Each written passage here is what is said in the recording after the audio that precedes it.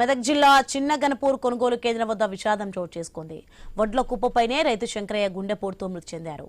విషయం తెలుసుకున్న నర్సాపూర్ ఎమ్మెల్యే సునీత లక్ష్మారెడ్డి బాధిత కుటుంబాన్ని పరామర్శించారు. తాను పండించిన వడ్ల కుప్పపైనే రైతు మృతి చెందడం బాధాకరమన్నారు.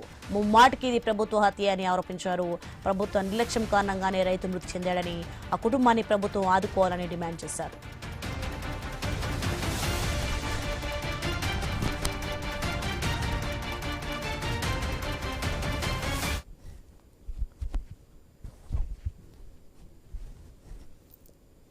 ఆరు కాలం కష్టపడి పండించినటువంటి ధాన్యం ప్రభుత్వం కొనుగోలు చేయడంలో విఫలం కావడంతో మరి శంకరయ్య అనే రైతు మరి ఆ కళ్ళ ప్రజలే కూలిపోయి ఈరోజు చనిపోవడం జరిగింది.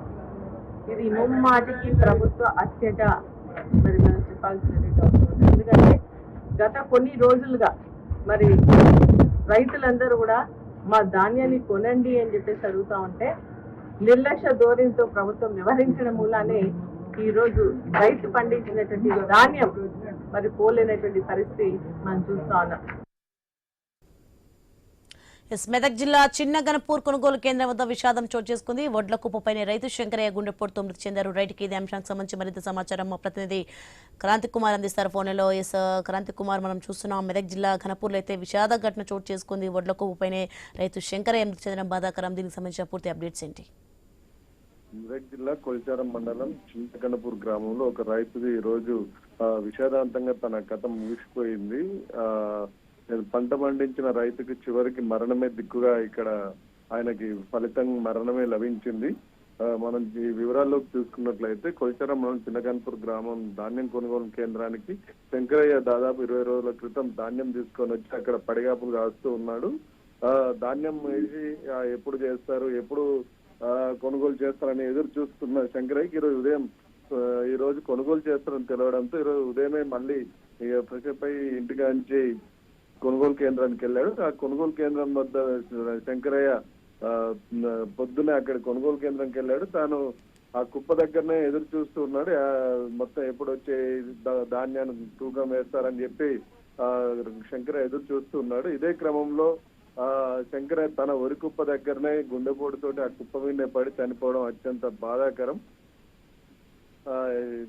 ఈ ఘటన తెలుసుకున్న నర్సాపూర్ ఎమ్మెల్యే సునీత లక్ష్మారెడ్డి వచ్చి ధాన్యం కేంద్రం దగ్గరికి వచ్చారు. ఆ రైతు కుటుంబాన్ని పరామర్శించారు. దాని తర్వాత ఇది పూర్తిగా ప్రభుత్వ హత్య అంటూ ఆమె ఆరోపించారు. ప్రభుత్వం ట్రాన్స్పోర్ట్ విషయంలో పూర్తి విఫలం అయిపోయింది, ధాన్యం కొనుగోలు విషయంలో విఫలం అయిపోయింది.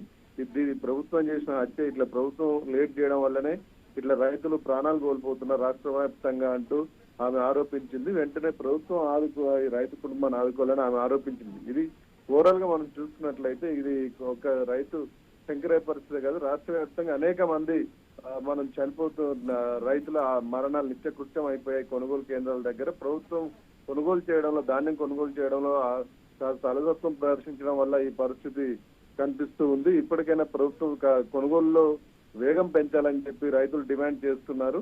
మరోవైపు ఇటు వర్షాలు పడే అవకాశం కూడా రోజు వస్తుంది. ఇది రైతులకి అసలు మొత్తం కూడా ధాన్యం తీసుకొచ్చి కొనుగోలు కేంద్రం పోసిన దగ్గర నుంచి కూడా వాళ్ళు మొత్తం ఎప్పుడు టెన్షన్ గా ఉంటున్నారు. ఇదే దీంతో పాటు విపరీతమైన వేడిగాలులు, ఎండ, రికార్డ్ స్థాయిలో ఉష్ణోగ్రత నమోదవుతున్నాయి. ఇవన్నీ కూడా రైతుల మీద ప్రభావం చూపిస్తున్నాయి. దీంతో రైతులు ఎక్కడికక్కడ పిట్టలు రాలినట్టు రాలిపోతున్న పరిస్థితి మనకు కనిపిస్తూ ఉంది. Right, thanks for information Kranti Kumar.